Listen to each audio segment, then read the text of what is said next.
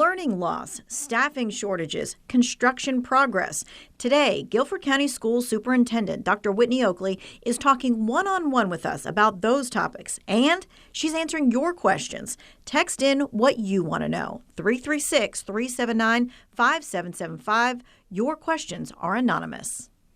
And Dr. Oakley is here with us for the next 30 minutes. So the number to text your questions is going to be right there at the bottom of your screen. All right, let's start with learning loss, because that is something that we have all been talking about the last couple of years. And how do we catch up from COVID learning years? Good news, right? The Guilford County Schools no longer low performing. But what are the continuous things that you guys are doing? Yeah, I think we have to manage our expectations here. And you know, remote learning had an impact on every student, and no two students experienced it the same. So we're going to continue to talk about learning loss. I think there's not one summer program or not one tutoring session that's going to catch us up.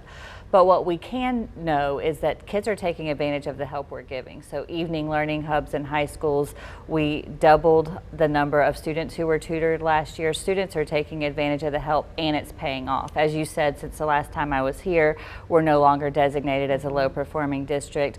Guilford County Schools had the only 2 schools in North Carolina that were ranked in the top 50 on the U.S. News and World Report. In fact, we have the #1 high school in the nation. Many schools exited low performing status, so we're starting to see progress, but it's going to take some time. And is there something, I know there's been lots of different kinds of programs, like you said, the night learning, the hubs, that kind of stuff. Is there anything new that's coming up for that? Or is it kind of like we'll have to see where students are and see if we need to change things? Yeah, I mean, we've been really careful to pay close attention to the research. And the research tells us that extended learning time, high dosage tutoring, and making sure we're accelerating learning, that we're not trying to go back and teach things that they should have learned 2 years ago, are what's going to work in large districts like ours. So we're staying true to those. We also have to be realistic that our federal relief funds that supported lots of those initiatives are set to sunset in 2024. So what we're doing right now is thinking about how we sustain the things that are working. Okay, but all of that is in place for this entire school year? Yeah, and it's sustaining. Okay. All right, now when it comes to absences, we've heard this too, that there are just like absences, and this is not just a Guilford County thing, this is all over the nation thing, that absences are up. So how's the district kind of keeping track of that and keeping kids in the classroom? Yeah, I mean, we're working really hard to incentivize attendance practices and helping parents know that one day here and there is a big deal. When students miss a full day of instruction, recovering that just adds to what we're recovering from for COVID. And so schools have individual attendance plans where they're incentivizing positive attendance practice, but also just letting people know the impact. So almost 1/3 of the kids enrolled in Guilford County schools missed 10 or more days of school last year. That's what it means to be chronically absent. And so we're really trying to get the messaging out that it is really important to come to school every single day. Of course, if people are sick, we'll work through that, but it can't just be I'm going to stay at home today and I'll come back tomorrow and everything will be okay. It adds to the gaps that kids already have. All right, let's talk about staffing. Let's talk about teacher pay. Recently, there's been some adjustments made to salaries, to schedules. Who's this affecting the most, and what can you kind of like give us the 101 of what's happened with the pay scale?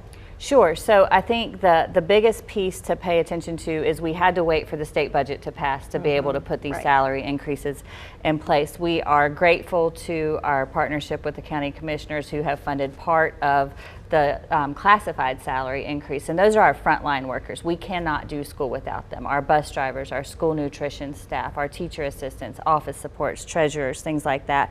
But the biggest piece is that the classified pay scale will decrease the percentage of classified staff making less than $16 an hour from 69% to 24%.